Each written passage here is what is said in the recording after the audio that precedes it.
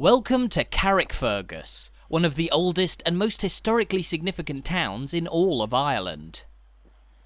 Situated just 11 miles north of the Northern Irish capital of Belfast, Carrickfergus is a cradle of Ulster history, and home to everything from an enormous 12th century castle built overlooking the sea, to the site of William of Orange's arrival in Ireland on his way to the Battle of the Boyne.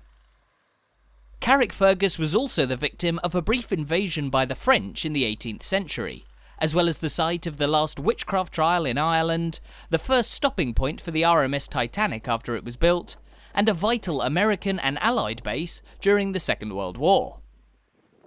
That's just a snapshot of the history of a place where so much has happened over the last 1,000 years, and we'll discuss all of that and more as we take a walk around the heart of Carrickfergus on this spectacular summer's afternoon. But we begin down by the coast in the shadow of Carrickfergus Castle. The castle has proved an imposing presence on the seafront here for over 800 years, and has watched on as different waves of settlers and armed forces have landed at Carrickfergus's historic harbour here, the point where some of the most important figures in British and Irish history first set foot on the Emerald Isle. The harbour, expanded over time, was originally built in the late 12th century as part of the development of Carrickfergus Castle, which was constructed by the Normans as they invaded Ireland following their conquest of England roughly a century beforehand.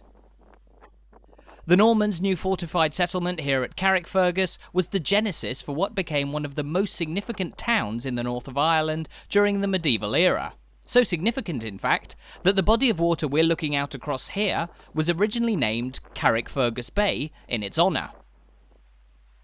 Of course, today this is now known as Belfast Lough, a name change which emerged as the industrial city of Belfast eventually came to supersede Carrickfergus here as the region's largest and most important settlement. But for the majority of the last millennium, it was Carrickfergus here that held the higher status, its mighty castle commanding all traffic passing in and out of Carrickfergus Bay, as ships journeyed from far and wide to the harbour here, said to have been one of the 5 most important ports in Ulster around the time of the 13th century. Economic activity and trade is one reason that Carrickfergus's harbour was so significant, but in the history books, the harbour is best known as the place where William of Orange arrived in Ireland for the very first time in 1690. In 1688, just under 2 years before arriving at Carrickfergus here, the Protestant William had deposed the Catholic James II as King of England, in what was known there as the Glorious Revolution. However, while English support for the new King William was widespread, Jacobite forces in support of King James swept across Ulster in 1689, all of County Down and County Antrim, including Carrickfergus here, falling under the control of the Jacobites. Williamite forces were then dispatched from England to take back control from the Jacobites, and in August of 1689, William's armies arrived here and laid siege to Carrickfergus for 7 days against the Jacobite defenders, causing damage to many of the town's defensive facilities, including the castle here. After a week of intense fighting, the siege of Carrickfergus ended with victory for the Williamites, and 1 year later in June of 1690, William of Orange himself landed at Carrickfergus. This statue of William, erected in 1990 on the 300th anniversary of his arrival here, is a striking reminder of a man whose impact is still felt in Ireland to this day, as from Carrickfergus, William and his armies set out for the city of Dublin, where they aimed to take control of all of Ireland from James II. The hammer blow to the Jacobites came a little sooner than Dublin, at the Battle of the Boyne, just outside the town of Drogheda, on the 1st of July 1690, after which James II fled to France and never returned to Ireland. The eventual victory of the Williamites allowed the Protestant ascendancy in Ireland to continue, with Protestants coming to dominate the island over the following centuries as Ireland became closely tied to Great Britain. In modern-day Northern Ireland, Carrickfergus stands as one of the clearest examples of the link between Ireland and Britain as it has developed over the last few centuries, with a large majority of residents identifying as British, and we'll talk more about that as we make our way around the streets of this town. However, as we look towards the mighty Carrickfergus Castle, this imposing fortress is also a symbol of the impact of people from Great Britain, particularly England, on Ireland. As we mentioned, construction began on this castle around the year 1177, when an Anglo-Norman knight by the name of John de Courcy arrived in the area, and sought to create his own earldom of Ulster. This came about after de Courcy and his armies had marched north from Dublin, and swept across eastern Ulster, taking lands from native Irish kings whose armies couldn't match the Normans' superior weaponry. Upon arriving at Carrickfergus, de Courcy decided that this would be the administrative centre of his new earldom, establishing a strategic and formidable castle at this site by the coast, on top of the so-called Rock of Fergus. The Rock of Fergus, or as it was known to the native Irish, Carrickfergus, is said to be named after Fergus Mór, the king of the Gaelic kingdom of Dol Riada, which encompassed the northern tip of Ulster and the craggy western coast of Scotland. Carrickfergus here might not have been part of Dol Riada, but according to legend, the rock here was the site where Fergus's ship once ran aground, or possibly it was even the place where he drowned around the 6th century AD. Whatever the truth, the modern town of Carrickfergus of course takes its name from the Irish name for Fergus's rock, and it was this rock protruding into the highly significant waters of Carrickfergus Bay that made this the perfect place for the Norman John de Courcy to establish the headquarters of his earldom, able to control all ships that wanted to enter or exit Ulster. But despite the strength of his castle, John de Courcy's control over Carrickfergus and Ulster was actually surprisingly short-lived, as he accumulated so much power in the region that the King of England began to suspect him of establishing his own breakaway kingdom, and we'll talk more about that later on. For now though, we're going to make our way away from the coast and walk into the heart of Carrickfergus, but not before we take a look at a map of exactly where in Northern Ireland this town is located. As you can see, Carrickfergus is located on the northern shore of what's today known as Belfast Lough, located 11 miles north of the big city. Carrickfergus then finds itself at the heart of a highly populated region of Northern Ireland here on the edge of County Antrim, and the town itself is ranked as the 10th largest in Northern Ireland, with a population of just over 27,000 people. Now having walked away from the coast, we find ourselves at Carrickfergus's historic central crossroads, on which there stands this drinking fountain, a replica of an exquisite and historic fountain that was originally placed in the middle of the road here back in 1881. This replica was placed here in 1990, but the original fountain occupied the site of Carrickfergus's old market cross, affectionately known by locals as Great Patrick, and which stood in front of this building, Carrickfergus Market House, which is the oldest building in town beside the castle and the parish church. Dating back to 1755, the market house is actually one of the oldest market halls in Northern Ireland, and it was rather interestingly built on a slight bend in the road where Carrickfergus's High Street meets the marketplace, and that's why you'll notice the building's unusually angled facade here. Used as a market hall from its construction until 1843, the market house then went on to be used as Carrickfergus's new town hall, serving in the role until the 1930s, when the town's old jail and courthouse, which we'll see later, was converted into an even newer town hall. Later on, we'll take a stroll along the length of Carrickfergus's High Street, but as we now head further inland along North Street here, we find a striking mural on one of its walls.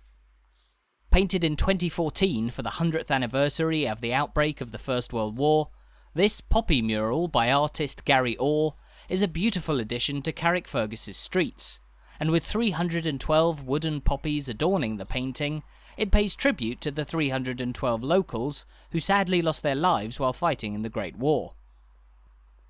War is something that has shaped Carrickfergus as a town more than most in Northern Ireland. The legacy of the siege of 1689 and the landing of William of Orange, of course, featuring as a key part of the town's history. But Carrickfergus has also found itself caught up in a number of other conflicts over the years.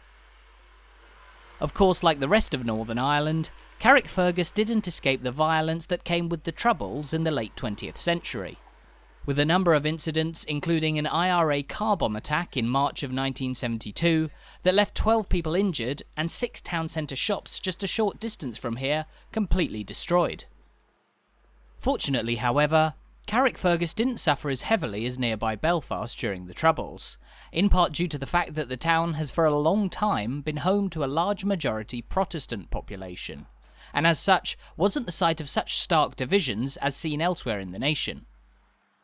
Of course, like many other places around Northern Ireland, you'll see Union flags flying proudly over the streets of Carrickfergus, with just under 80% of the modern town's population identifying as British, one of the largest such majorities of any town in Northern Ireland today.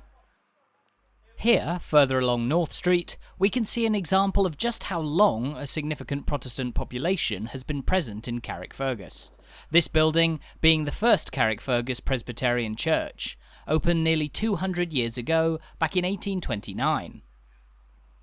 However, the history of the congregation that attends First Carrickfergus goes back even further, with the first Presbyterian minister arriving to practice in Carrickfergus over 400 years ago in 1621, making this the site of one of the oldest Presbyterian congregations in all of Ireland. It's likely that Presbyterian worship was taking place here in Carrickfergus even before then, possibly among Scottish soldiers stationed at the castle in the 16th century. But the castle wasn't the only element of Carrickfergus's highly prized strategic value. At the top of North Street here, we find the North Gate, the only remaining gateway of Carrickfergus's historic town walls. Now, Carrickfergus is thought to have been surrounded by rudimentary defences built of earth and wood as long ago as the 13th century, but the remaining stone walls as we see them today date rather from the early 17th century. The North Gate here, built to afford access between the walled town and the leper hospital of St Bride's that stood just outside. As we can see here, large sections of Carrickfergus's old defensive walls are still clearly visible today, roughly half of the old 3/4-mile circuit of fortifications having survived their last 400 years. But how did the town of Carrickfergus develop before the era of its big stone walls? Well, as we pass by the de Courcy Centre, this brings us back to the tale of the Anglo-Norman knight who established himself as the Earl of Ulster, ruling his earldom from the castle here. Despite gaining great power over roughly a third of the province, John de Courcy's time as the Earl of Ulster was short-lived, as the English King John viewed that de Courcy had effectively created his own petty kingdom here in Ulster. Therefore, he ordered the capture and arrest of John de Courcy, who was then replaced with a new Earl of Ulster intended to be loyal to the English crown. By this point in the early 13th century, Carrickfergus had been firmly cemented as a key centre of English power in Ulster, and over the following 400 years before the plantation of Ulster, this town would go on to remain largely under English control, serving as the only English outpost in Ireland during the height of Irish power across the island. In fact, in the 14th century, the English-controlled county of Carrickfergus was reduced to a size of just 5 square miles, as the Irish O'Neill clan came to dominate much of eastern Ulster. The tables would turn dramatically in the following couple of centuries, however, and we'll talk more about that later on. But here, we now find ourselves in the churchyard of St Nicholas's, the parish church of Carrickfergus. A beautiful building with a soaring spire, St Nicholas's was built by John de Courcy all the way back in the late 12th century, on a slightly raised area of land looking down towards the castle and the coast. A significant point in town, the church later fell into disrepair as England's authority in the region waned, and as the town of Carrickfergus was largely burned down on a number of occasions by Scottish raiders, although the church was finally repaired and brought into its current state in the early 17th century. As such, this is the second oldest building in Carrickfergus after the castle, and its restoration in the 17th century was a major undertaking alongside the building of the town's new stone walls, both carried out under the direction of Sir Arthur Chichester, an Englishman who was appointed the governor of Carrickfergus, and who later went on to serve as the Lord Deputy of Ireland, a major figure in the plantation of Ulster and the development of the city of Belfast. Now, as we just mentioned, in the centuries before the plantation of Ulster and the reassertion of British power in Ireland, Carrickfergus was the only place where England held power, and even then, it was hanging by a thread. The old earldom of Ulster effectively ceased to exist when earls began ruling not from Carrickfergus, but from abroad, and by the early 15th century, the situation was such that the O'Neill clan allowed England to keep control of their important port here in Carrickfergus, providing that they paid a kind of rent to the clan for the privilege. Although English-held Carrickfergus continued to suffer over the following 150 years, as the Scots regularly arrived to burn down the town, occasionally even occupying it for a few years at a time as their own base in Ireland. Come the 17th century, however, England, looking to cement its footing in Ireland once again, greatly developed Carrickfergus's defences. And here, we can see those very walls at what was once the northwestern corner of the fortified town, which during the plantation of Ulster became a true stronghold of English power. At the time, a large bastion, or a platform on top of which cannons were placed pointing outwards, was built around this point in that early 17th century development, serving as a key defence from any native Irish assaults from the west. However, Carrickfergus was strongly fortified, and from here, we're now going to take a walk past the town's prominent Orange Hall down Albert Road here, which follows the line of the old western town walls down from this point towards the shore. Of course, while we mentioned earlier that roughly half of Carrickfergus's old walls are still visible today, at this point in the modern town, they're long gone. The reason for this wasn't conflict of any kind, but rather economic development that came about in the 19th century, as industrial activity and subsequent population growth saw the town of Carrickfergus expand far beyond its walls, which in some places needed to be removed. Albert Road here, for example, was laid out between 1851 and 1856, necessitating the demolition of the walls that ran through here, although their foundations do still exist beneath the tarmac. Meanwhile, the gates in the old town walls were among the first things to go in the early stages of 19th century development here, and by 1821, 3 of Carrickfergus's gates had been demolished: the Old Quay Gate, the Water Gate, and the Irish Gate, the last remains of which we can see right here. What remains here are the unearthed foundations of the old Irish Gate, demolished as a priority to allow for the expansion of the town in the direction of Belfast, and which was historically one of the 2 main gateways to the walled town of Carrickfergus, although its name, the Irish Gate, came about as there existed a small Irish majority suburb on the outskirts of the wall here. Inside the wall at that time was of course a town that was dominated by Englishmen and Scots, but as we now make our way down West Street here, people who had come from over in Great Britain had been making their mark on this town long before the plantation of Ulster. For instance, when the foundations of the Irish Gate there were uncovered in excavations carried out in 1979, archaeologists found evidence of pottery that could be traced back to craftsmen from the English city of Chester,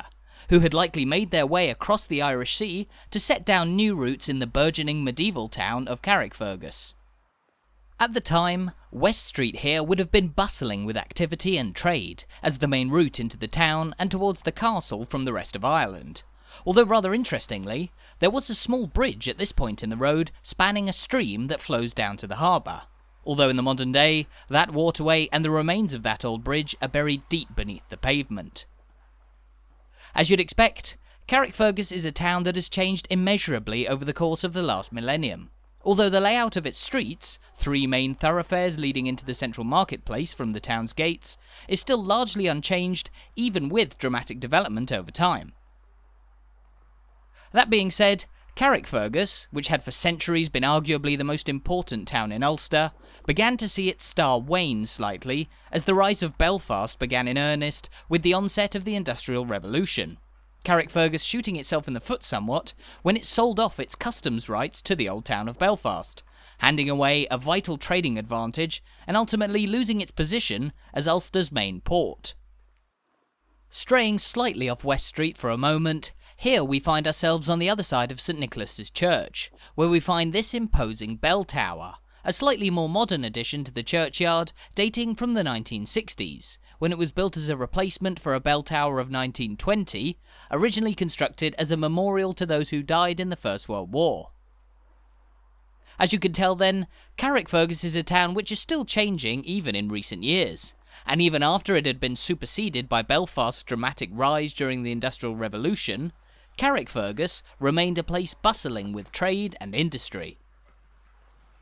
Arriving back at the marketplace now, traditional markets that had been held since the medieval era continued in earnest in the heart of town, serving the fast-growing population brought in by the development of new industries, including the production of textiles, closely linked to the linen business in Belfast, as well as an impressive shipbuilding portfolio, salt mining, and more.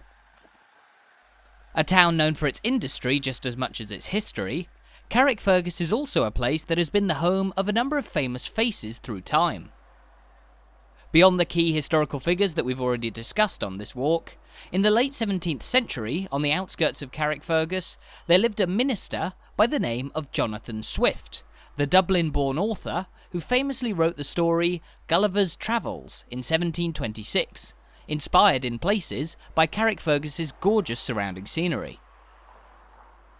Painter Arthur Armstrong and poet Louis MacNeice were just a couple more figures from the art world who lived in Carrickfergus, while rather interestingly, this town was also home to the parents of the former US President Andrew Jackson, who served for 2 terms in the early 19th century. Carrickfergus has a special relationship with the United States, particularly after it served as a key base for American Rangers during the Second World War, and we'll talk more about that in a short while. But here, we're passing further along Carrickfergus's High Street towards the eastern side of town. Back in the medieval era, the end of the High Street here was the site of a prominent monastery, built around 1232 by the Earl of Ulster, Hugh de Lacy, who had taken up the role after John de Courcy's arrest a couple of decades before.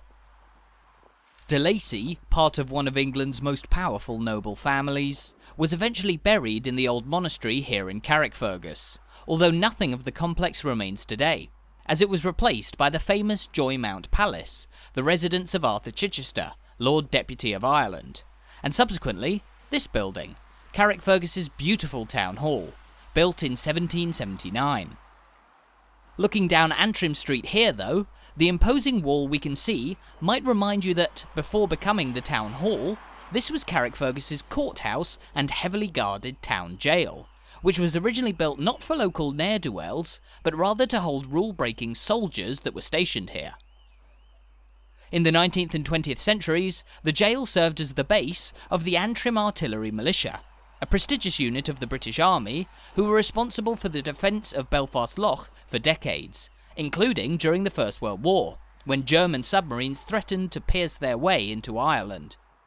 Just opposite the modern Town Hall, we find a mural dedicated to an entirely different era of Carrickfergus's history, this painting depicting the community of the large old tower house that existed on the town's high street.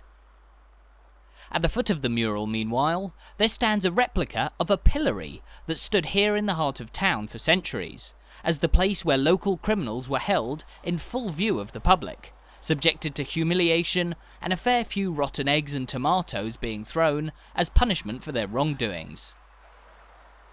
One of the wrongdoings punished by a stint in the pillory was, rather interestingly, witchcraft, which was still being condemned here even after many other places had written the crime off for good. Carrickfergus is actually the place where the very last witchcraft trial ever took place in Ireland. 8 local women found guilty of witchcraft in 1711, as they allegedly tormented a young servant girl. Their punishment being 4 humiliating stints in the town pillory, and 12 months in the jail just next door. Just under 50 years after that final judgment, Carrickfergus as a whole fell victim to a relatively little-known event in history, when the town was invaded by a force of around 1,000 French soldiers, led by naval captain and part-time smuggler François Turreau. Turreau, who was in need of provisions for his smuggling activities in the North Channel and Irish Sea, landed at Carrickfergus with his men and decided to lay siege to the town to take it for himself, fighting against a determined force in the castle, albeit one who ultimately succumbed to the intensity of the French bombardment. For a couple of days then, Carrickfergus here was a town entirely under French control, although Turreau had soon got all the supplies he needed and made his way back out to sea, only to be quickly brought down by the Royal Navy just off the Isle of Man. Passing by the remains of the town's eastern defensive walls there, we're now approaching the end of our walk around the enthralling town of Carrickfergus, although there's one very recent part of the town's history that we haven't quite touched on: the Second World War. Carrickfergus, like the rest of Northern Ireland, played an important role in the war in many different ways. Italian and German prisoners of war are said to have been held in the outskirts of the town during the war, while there was also a large contingent of Belgian troops that were stationed in this area of the County Antrim coast. Here, we can see Carrickfergus' striking and sprawling modern war memorial built in 2013, dedicated to those who lost their lives in both world wars, and featuring a number of columns which mark the specific battles in which Carrickfergus soldiers played a key role. But during the war, many of the soldiers who were stationed here were actually from thousands of miles away, namely the United States of America. From 1941 onwards, the US Navy and Air Force used Northern Ireland extensively as a European base for their war effort. But in the scope of American military history, Carrickfergus here is actually rather important. That's because in 1942, at the Sunnylands camp on the edge of town, this was the place where the first battalions of the elite US Army Rangers were founded, the unit and Special Operations Force going on to serve as one of the American Army's most important in conflicts around the world during the 20th century and to this day. These boots, meanwhile, serve as a memorial to the Belgian soldiers who were stationed in this area of Northern Ireland alongside American and British troops. But it wasn't just soldier training that took place here during the war. In fact, Carrickfergus was also a vital town for the production of tanks during the war. And just beside the town's war memorial, we can see a restored Churchill Mark 8 tank that was built here and served in Italy and North Africa during the Second World War. Now, these tanks were originally produced by Harland and Wolff down in Belfast, but owing to the threat of German bombings on the major city, operations were moved here to Carrickfergus, where Churchill tanks were then produced throughout the war.